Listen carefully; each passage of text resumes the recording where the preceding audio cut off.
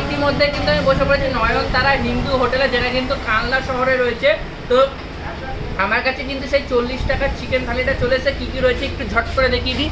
রয়েছে পুঁই শাকের তরকারি, রয়েছে লাউ ডাল দিয়ে ভাত, রয়েছে কিন্তু এখানে ডাটা উচ্ছের তরকারি, আর সাথে কিন্তু রয়েছে এরকম একটা বড় সাইজের চিকেন। ভাবা যায় 40 টাকায় চিকেন, সত্যি। যাই হোক, আর চিকেনের সাথে কিন্তু রয়েছে এরকম 2 পিস আলু ঝোল তরকারি, আর রয়েছে ডাল ভাত। তো চলো একটু ডাল ভাত ট্রাই করা যাক, অল্প করে খাওয়া যাক।